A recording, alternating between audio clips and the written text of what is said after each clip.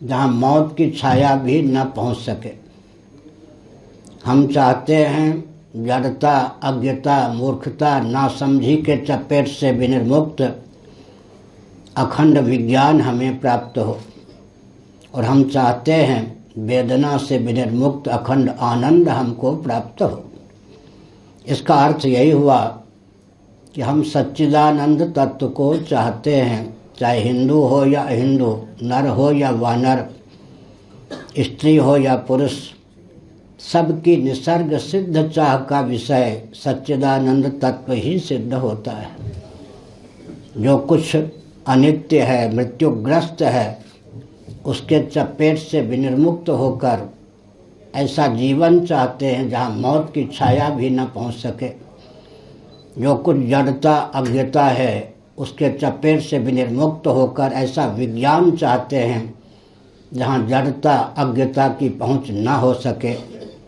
जो कुछ ताप, वेदना, कष्ट है, यातना है, उसके चपेट से विनिर्मुक्त होकर हम ऐसा आनंद चाहते हैं जहाँ दुख की पहुँच न हो। यदि विश्व में कोई सच्चिदानंद तत्व ही न होता तो उसे प्राप्त करने की प्रबल भावना, वासना या इच्छा ही हमारे हृदय में न होती। एक विचित्र तथ्य है, कहा जा सकता है कि यह सातवें आसमान की कोई गल्प, गाथा या कहानी है, लेकिन यह तो हमारे जीवन की ही अंतरंग गाथा है। हमको, आपको दैव योग से, भगवत कृपा से गाढ़ी नींद सुलभ है। एक विचित्र बात है, केवल भौतिकता की धारा में बहने वाले, शरीर को ही आत्मा मानने वाले 24 घंटे भी इस मान्यता को अपनाकर सुरक्षित नहीं रह सकते। जो शरीर को ही आत्मा मानते हैं, भौतिकता की धारा में बहते हैं, आखिर उन्हें भी जब गाढ़ी नींद की आवश्यकता होती है तब शरीर को भुलाने के लिए वो विवश होते हैं। भौतिकवादी भी अगर शरीर को न भुलावे, उसे गाढ़ी नींद सुलभ न हो, तो 2-4 दिनों के बाद वह विक्षिप्त होने लगे। इसका अर्थ है कि भौतिकता तो गाढ़ी नींद के वेग के सम्मुख ही घुटना टेक देती है। मैं संकेत करना चाहता हूँ, आप प्रबुद्ध हैं। कम्युनिज्म की धारा में बहने वाले, चेतना विशिष्ट शरीर को ही आत्मा मानने वाले जितने महान भाव हैं, उनकी मान्यता तो 24 घंटे भी टिक नहीं पाती, चाहे कोई विश्व सुंदर हो या विश्व सुंदरी।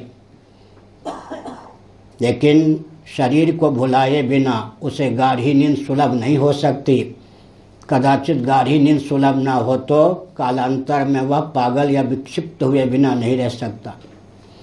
जितने भौतिकवादी हैं, विषयजन्य आनंद को ही सर्वोच्च स्थान देते हैं, लेकिन प्रश्न उठता है, बहुत सावधान होकर सुनने की आवश्यकता है, जिन्हें कोई वेदना नहीं प्राप्त है, विषयजन्य आनंद भरपूर जिनके जीवन में उमड़ रहा है, घुमर रहा है, ओवरफ्लोइंग की स्थिति जिनके जीवन में आनंद को लेकर है, कदाचित वे विषयजन्य आनंद को भुलाकर गाढ़ी नींद न प्राप्त करें तो वह विषयजन्य आनंद भी उनको विक्षिप्त बनाए बिना नहीं रह सकता।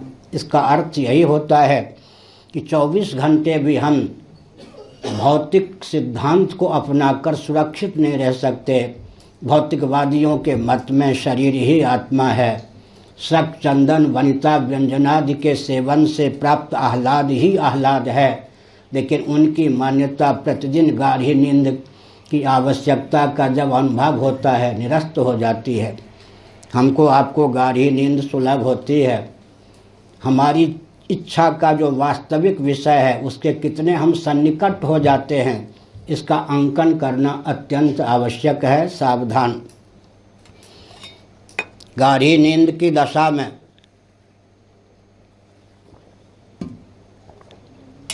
किसी को मृत्यु का भय होता है क्या? मरणासन्न व्यक्ति भी गाढ़ी नींद की दशा चाहे 2 क्षणों के लिए प्राप्त कर ले, उसे मृत्यु का भय नहीं होता। भगवत कृपा से ऐसा बानक बनता है कि हम भगवान के अत्यंत सन्निकट उनकी करुणा के अमोघ प्रभाव से गाढ़ी नींद में पहुंच जाते हैं। मैं एक उदाहरण देता हूँ। अग्नि तत्व दाहक और प्रकाशक है।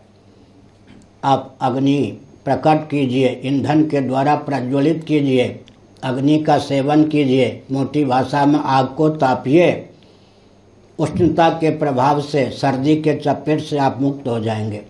प्रकाश के प्रभाव से, अंधकार के चपेट से मुक्त हो जाएंगे। जैसे दाहक और प्रकाशक अग्नि तत्व का सेवन सद्य फल देता है, वैसे ही गाढ़ी नींद में जो सच्चिदानंद स्वरूप भगवत तत्व है उसके सन्निकट हम पहुंच जाते हैं।